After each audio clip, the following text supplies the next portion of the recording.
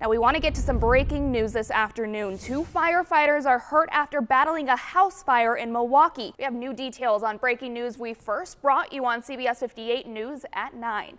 1 man dead and a woman in critical condition. La ciudad de Milwaukee sigue repartiendo mascarillas N95 gratuitas a los residentes y ahora la gente puede ir a varias bibliotecas públicas de la ciudad para conseguir algunas para ellos o sus familias. Los Packers han garantizado la ventaja de jugar en casa durante los playoffs de la NFC. Senators have finalized a $1 trillion bipartisan infrastructure bill after weeks of negotiating. Un aumento de la demanda de las pruebas de COVID hace que algunas personas se pregunten si todos los sitios que visitan son legítimos. A 31-year-old man is now in custody after Milwaukee police say he opened fire at one of their officers. Hey guys, so as you can probably hear, we got some music, we got the food, we have some vendors. It's basically a party out here. Now, Hispanic Heritage Month technically started yesterday, but this is more of a kickoff celebration happening here tonight. Heather, Aviation Way is on the north end here, a cul-de-sac, and it's a very popular spot for street racing. If you take a look at the road, you can still see skid marks of where cars have done donuts. Now you can just hear those chants going on right behind me. You can sense the excitement here. Despite some of the really bad cold weather this morning, people here are looking forward to seeing the President of the United States. Well, Heather, you can take a look right behind me, and as you can see, police are still on scene. It's the center of an investigation. Just last week, this backyard was flooded. If you take a closer look right here, you can see right where that water came up on this fence. Heather, local gyms are already struggling to stay afloat after being closed for more than a month. Now they're finding their biggest roadblock may actually be people returning to the gym.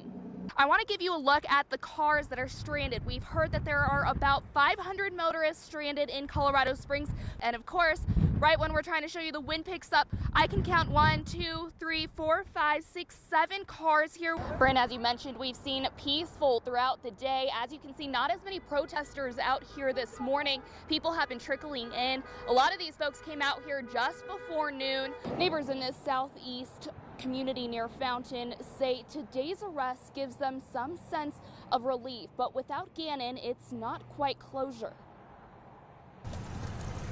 With flowers on their doorstep and blue ribbons and lights still on nearly every home in Lorson Ranch, it's clear this community has remained hopeful. Still hope that maybe she left him with someone. But with an arrest Monday, Roderick Drayden says he finally has some peace of mind, knowing the person behind Gannon's disappearance wasn't a complete stranger. Drayden remembers how scared his son was after the 11-year-old went missing in January.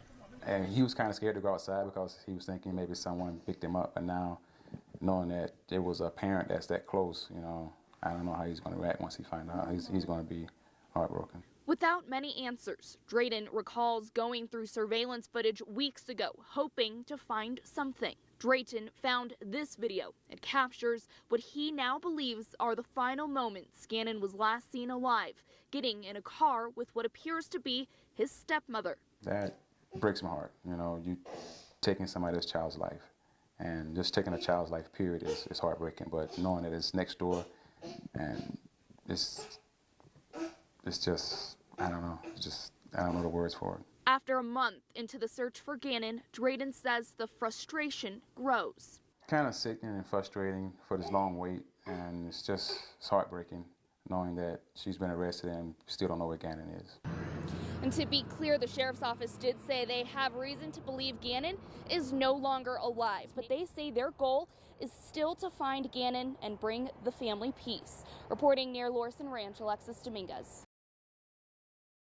From his room in Colorado Springs. Okay, let's get started. Eric Yanez has been spending his days creating custom artwork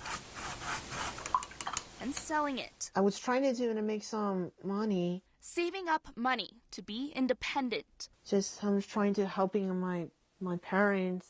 Eric finds his voice through art.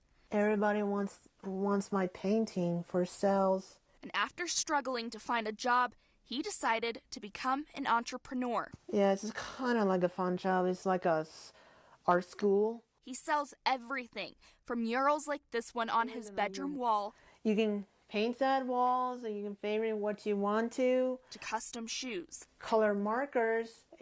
I was using a line right here, and I was Communicating can often be hard. I'm sorry about I said a person, place, or thing. So he's found that this income stream fits him well. Flowers. Color and a little bit orange one and a white one. And for a small price, I only got a $40 on Monday.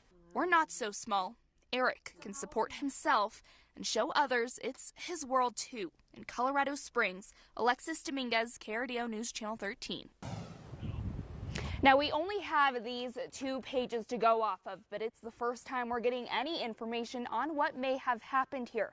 According to this, witnesses say Frederick and Jennifer were at a wedding together where jealousy may have been a problem. It's every family's worst nightmare. Jennifer Young was found dead inside her home Sunday. The suspect, her husband, Frederick Young, turned himself in after telling police he woke up Sunday morning and found his wife dead. These photos show a seemingly happy couple, but their relationship now in question after detectives continue to gather evidence. Court documents said the two had been at a wedding together Saturday, and Frederick appeared jealous of another man, causing tension the entire time.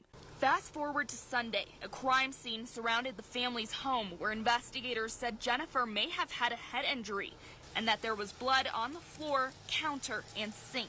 But without a motive, questions still remain. Well, we tried to speak with family and friends to find out more about the couple that lived at this home. Unfortunately, not many people wanted to speak with us, but some co-workers of Frederick Young said that he seemed to love his family and only spoke well about his wife.